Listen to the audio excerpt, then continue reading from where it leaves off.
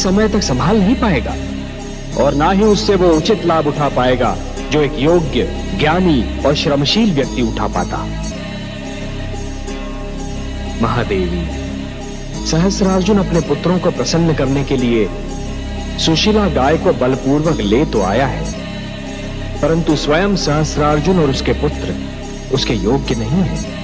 मैं तो भूल ही गई सुशीला के विषय में सोचकर दुखी हो रही हूँ। वो पापी हाथों में पड़ गई है। और मेरी चिंता ये है महादेवी कि कहीं सहस्रार्जुन और उसके पुत्रों की निराशा का कोई बहुत भयंकर परिणाम न निकले।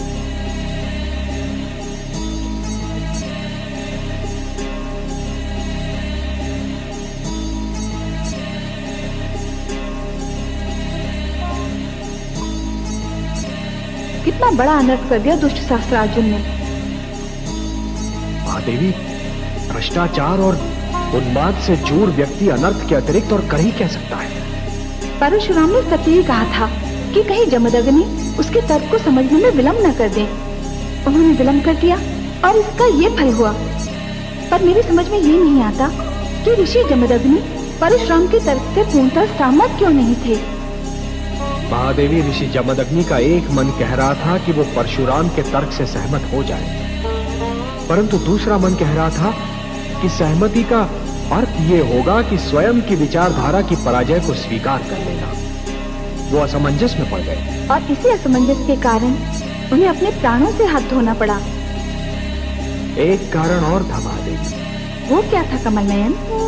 ऋषि जमदग्नि को शस्त्र की महत्ता का ज्ञान तो था, परंतु शस्त्र के प्रयोग का ज्ञान नहीं था।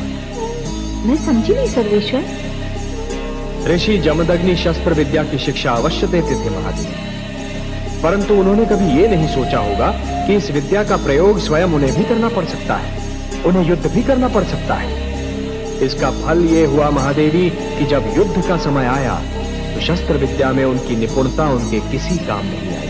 पर वो तो युद्ध में विश्वास ही नहीं करते थे।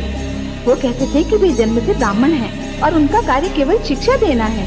यही तो उनकी भूल सिद्ध हुई महादेवी, यही तो उनकी भूल सिद्ध हुई। जाति का संबंध जन्म से नहीं, कर्म से होता है। व्यक्ति की जाति का निर्धारण उसका कार्य क्षेत्र करता है। यदि कार्य क्षेत्र परिवर्तित होता है तो व्यक्ति की जाति भी परिवर्तित होती है। आप सत्य कहते हैं। इस साधारण रहस्य को जमदग्नि ने समझने का प्रयास ही नहीं किया। उनके हाथों में जब पुस्तक थी तब भी वे स्वयं को ब्राह्मण ही समझते थे, और जब उनके हाथों को शस्त्र उठाना पड़ा तब भी वे स्वयं को ब्राह्मण ही समझते रहे।